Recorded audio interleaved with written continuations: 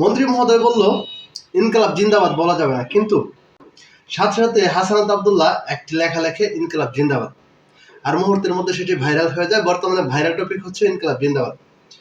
আপনারা দেখেন, বাংলা ভাষায় লক্ষ লক্ষ হাজার হাজার শব্দ রয়েছে যেগুলো হচ্ছে বিদেশি ভাষার শব্দ। আমরা জানি কোনো ভাষায় স্বয়ংসম্পূর্ণ না, প্রত্যেকটি ভাষার নিজস্বতা আছে। নিজস্বতা বলতে তার ভাষার কিছু শব্দ রয়েছে যেগুলো ওই ভাষার শব্দ, কিন্তু ম্যাক্সিমাম শব্দ আসে পরিবর্তিত হয়ে। আমরা জানি প্রত্যেকটা ভাষার মধ্যেই মিশ্র শব্দ রয়েছে যা অন্য ভাষা থেকে ক্রমান্বয়ে যোগ হয়েছে।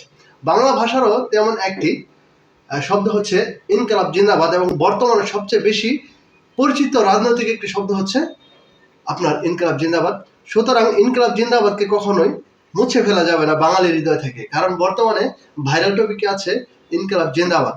আমরা যেমন বাবা শব্দটি ব্যবহার করি, সবচেয়ে বেশি ব্যবহার করা শব্দ হচ্ছে বাবা। আমরা জন্মের পরেই আমরা বাবা শব্দটি ব্যবহার করি। বাবা হচ্ছে তুর্কি শব্দ, এবং এই তুর্কি শব্দ আজ থেকে না, বাংলা ভাষার শুরু থেকেই প্রায় বলা যায় বাবা শব্দটি এসেছে, এবং বাংলা ভাষার মধ্যে বহাল তবিয়তে রয়ে গেছে। সুতরাং ইনকলাব জিন্দাবাদ শব্দটিও মুছে ফেলা যাবে না। ধন্যবাদ।